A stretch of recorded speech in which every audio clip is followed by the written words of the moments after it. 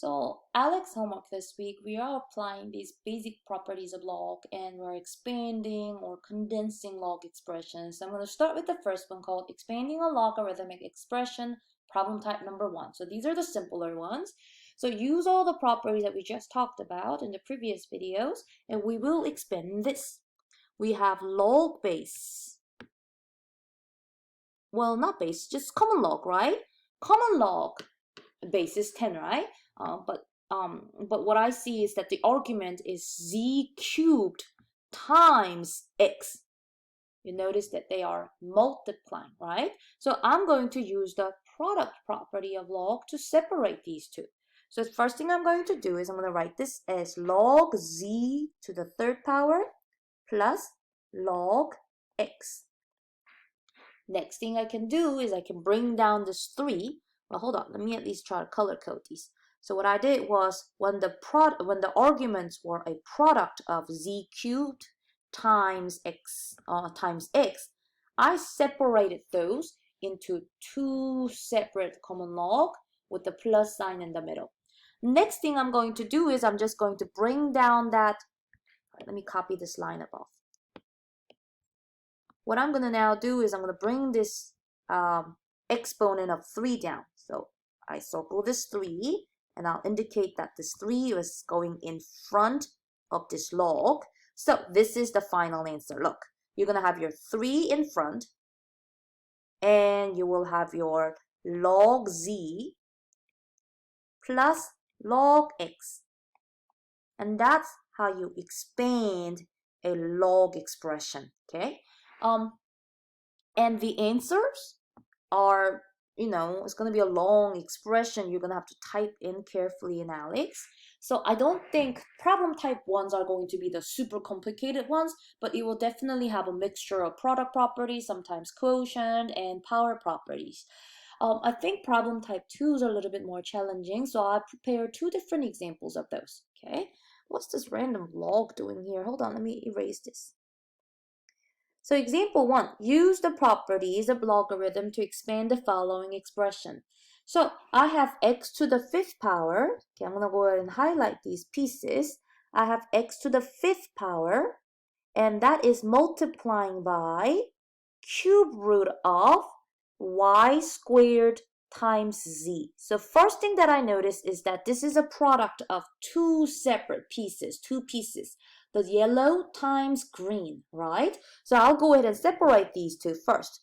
Log x to the 5th power plus log cube root of y squared times z.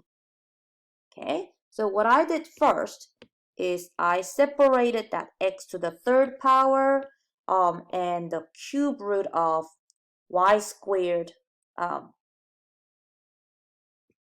times z as 2 separate log expressions, but making sure that I connect them with the plus sign in the middle.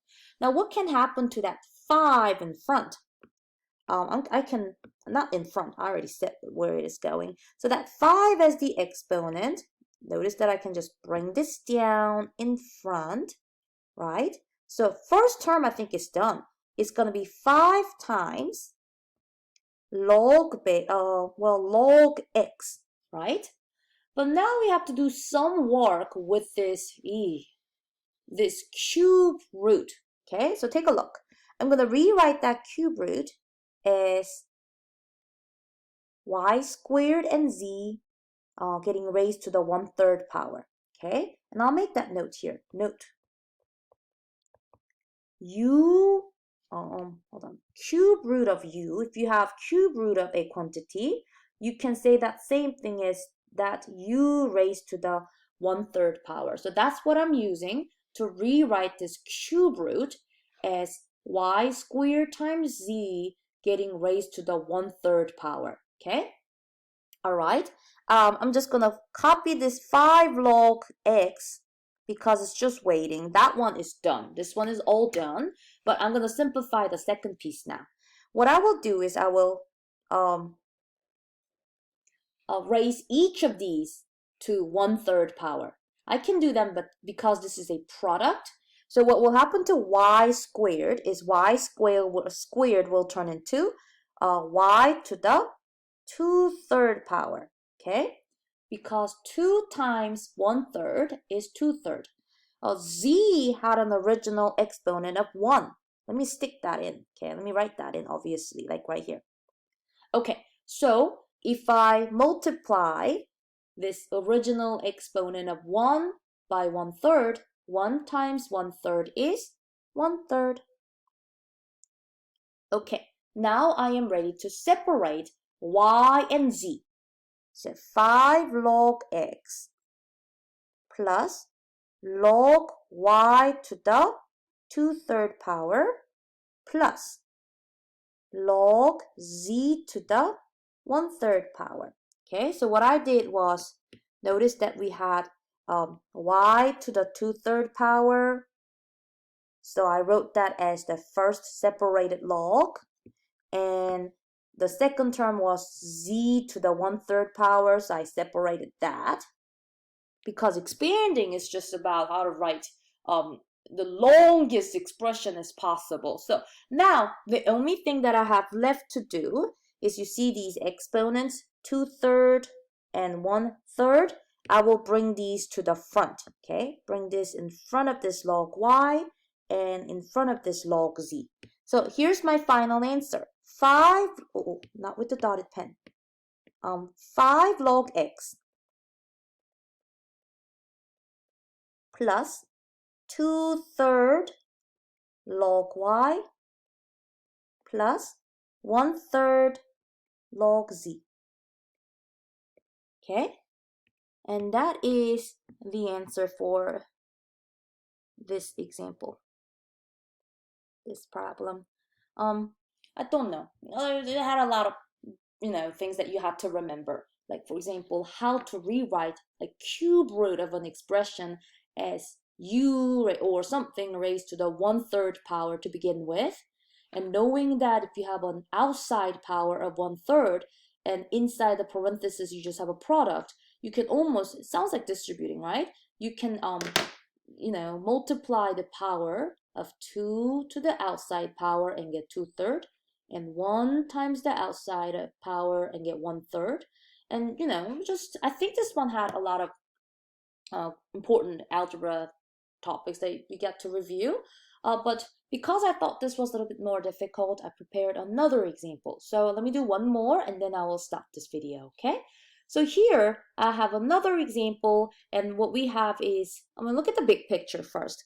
I can see that we have this cube root expression getting divided by this z squared expression. So what I'm going to do is I'm going to separate them as a subtraction, okay, the top minus the bottom.